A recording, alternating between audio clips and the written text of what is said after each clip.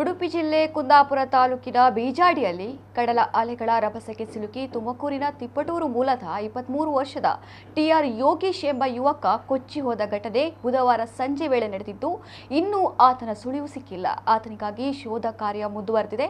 ಕುಂದಾಪುರದ ಗೋಪಾಡಿ ಬೀಜಾಡಿಯ ಸ್ನೇಹಿತ ಮನೆಯಲ್ಲಿನ ವಿವಾಹ ಕಾರ್ಯಕ್ರಮಕ್ಕೆ ಬಂದಿದ್ದ ಯುವಕರಿಬ್ಬರು ಸಮುದ್ರ ವಿಹಾರಕ್ಕೆ ತೆರಳಿದ ವೇಳೆ ದುರ್ಘಟನೆ ನಡೆದಿತ್ತು. ಈತನೊಂದಿಗಿದ್ದ ಇನ್ನೋರ್ವ ಸಂದೀಪ್ ಎನ್ನುವ ಯುವಕನನ್ನ ಸ್ಥಳೀಯರು ರಕ್ಷಿಸಿದ್ದಾರೆ. ಗುರುವಾರ ನಡೆಯಲಿದ್ದ ವಿವಾಹ ಕಾರ್ಯಕ್ರಮಕ್ಕೆ ಸ್ನೇಹಿತನ ಆಮಂತ್ರಣದಂತೆ ಯೋಗೀಶ್ ಹಾಗೂ ಸಂದೀಪ್ ತಿಪಟೂರಿನಿಂದ ಬೈಕಿನಲ್ಲಿ ಬೀಜಾಡಿಗೆ ಬಂದಿದ್ದರು. ಸಂಜೆ ವೇಳೆ ಸಮುದ್ರದ ಬಳಿ ತೆರಳಿದ್ದು ನೀರಿಗಿಳಿದ ಯೋಗೀಶ್ ಅಲೆಗಳ ರಭಸಕ್ಕೆ ಸಿಲುಕಿ ನೀರು ಪಾಲಾಗಿದ್ದಾರೆ. ಆತನ ಸ್ನೇಹಿತನನ್ನ ಸ್ಥಳೀಯರು ರಕ್ಷಣೆ ಮಾಡಿದ್ದಾರೆ.